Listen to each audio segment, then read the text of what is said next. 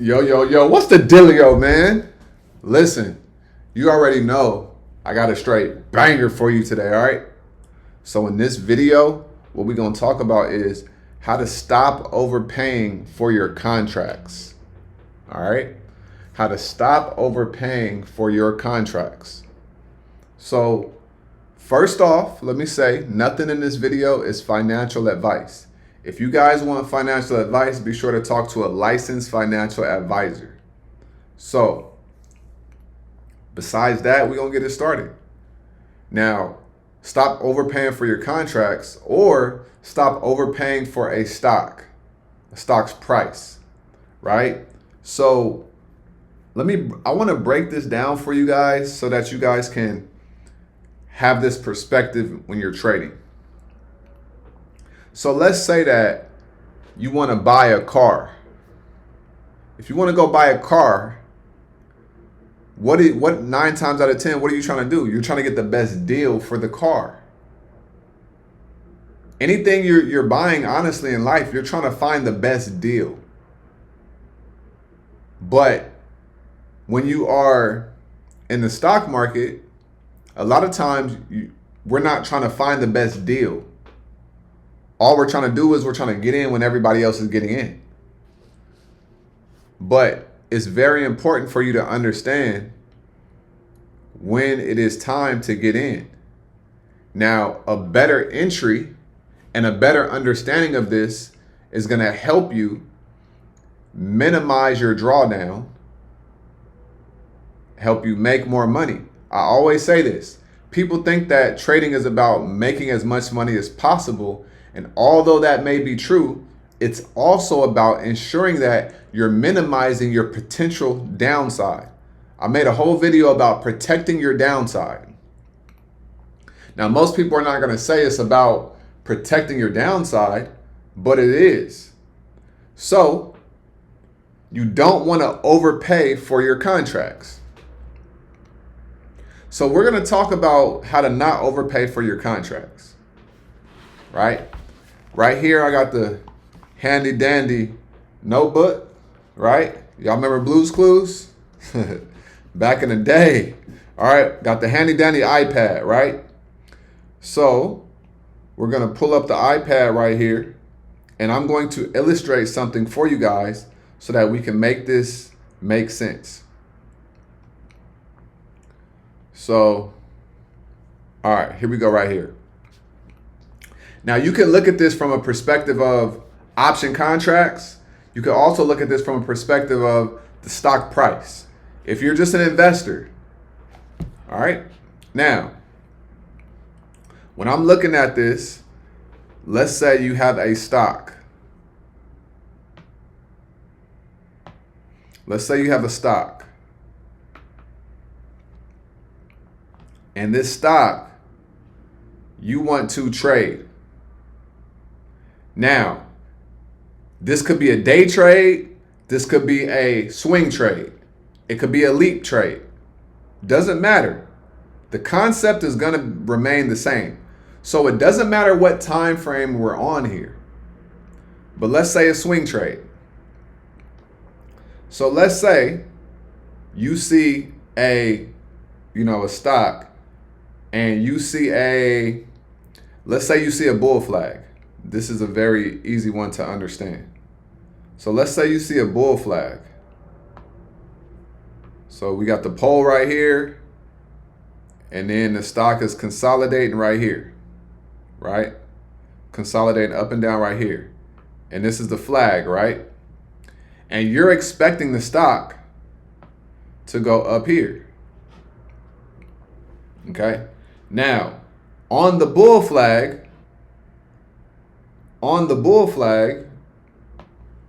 what do we have right here? We have something right here called what? Support. Right? And then right here, we have something called resistance.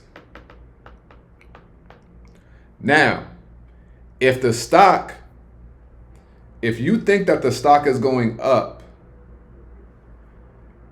if you think that the stock is going to go to the upside, then it's important to understand that your resistance, the higher the stock goes, the more expensive the contracts are going to be, right? So contract price increases. Okay? When a stock comes down to support, the contract price decreases. All right? So, when the stock comes down to support, the price decreases, but that does not mean that the potential value decreases as well. So you have to understand this concept of the price versus the value or potential return.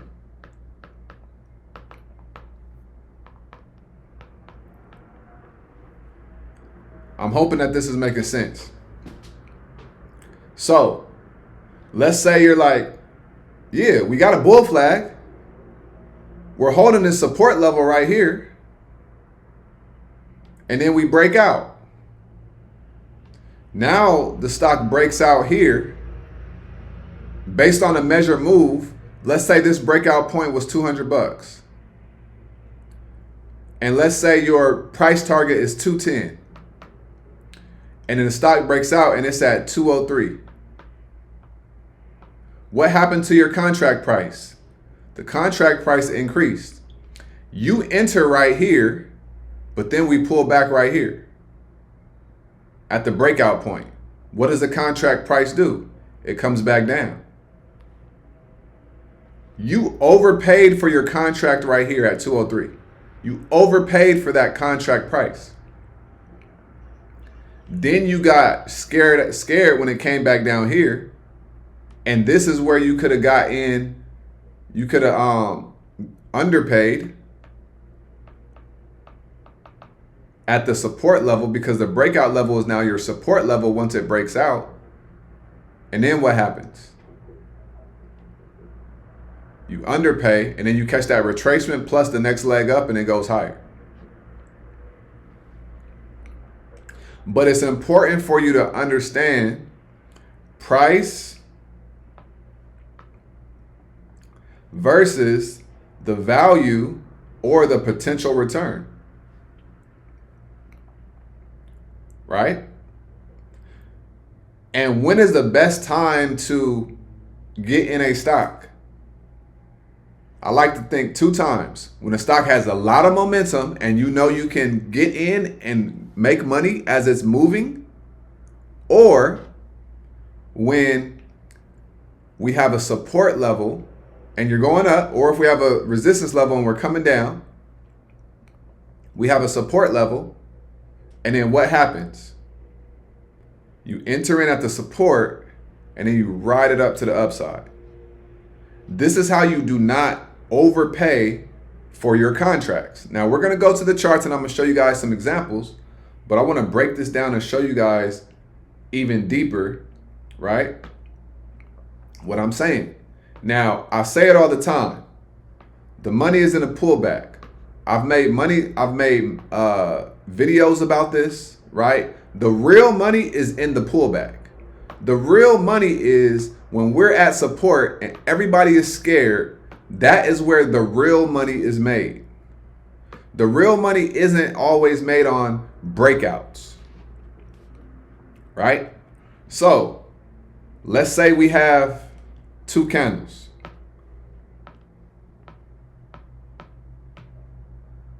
We have a green candle right here, right? Now, if you enter in right here,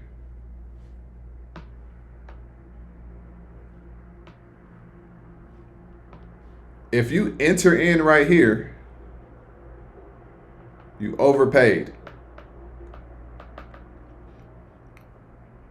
Why did you overpay? Because let's say this contract is $300 a contract right here.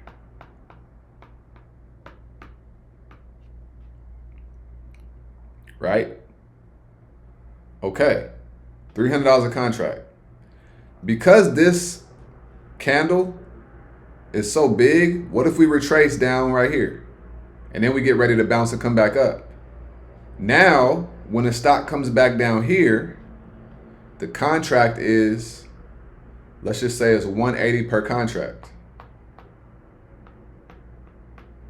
Now you either got to wait it out or you have to add to your position. Or you could have just been patient, understood that you would be overpaying up here. You would be overpaying up here. You want to get a better discount for your contracts. So you wait until it comes here. You take entry, right? You get a discount on your contracts. And then you write it back up to that $300 per contract. Now you made $120 per contract in profit.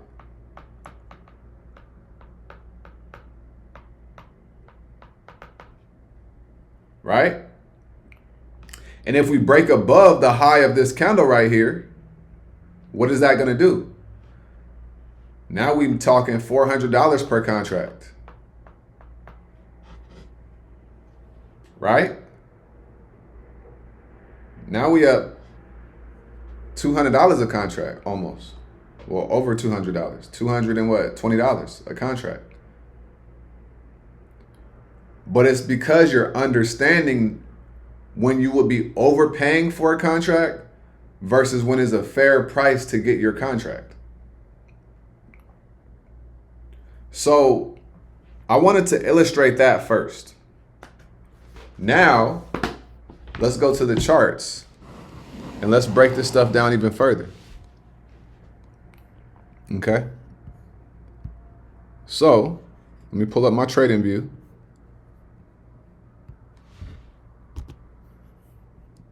Okay. So we have trading view right here. It's loading right now. All right. So let's go over an example. Let's go to applied. Let's look at them today. I'm making this video on a Wednesday. Let's go to the 15 minute. Now, perfect example. Applied breaks up here. You see where the price could go. But what happens? It comes down here, but you see where the price could go. So what do people usually do? They're going to enter in right here. And what are they going to do? They're going to overpay for the contracts.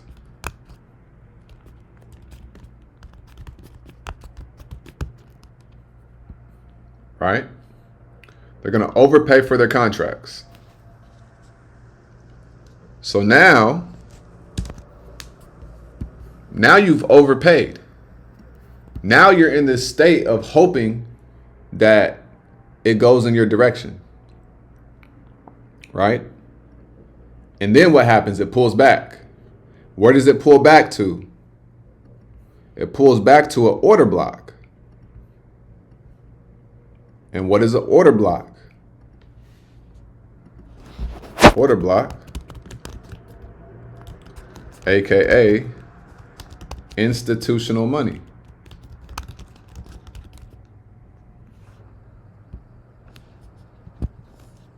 Okay? It's saying that this is where institutions want to buy in to this stock to go higher. So they bring up the stock, make you overpay for it, bring it down, and then when they enter in, they get it for a fair value price or a fair price or a discounted price. And then it runs up and it goes back up to the original price plus more. Right? Doesn't matter what time frame this is on. This is a principle of understanding how to not overpay on your contracts. If you can start looking at trading and investing from a perspective of getting a discount on the contracts, the stock, or the stock price, you will change your life.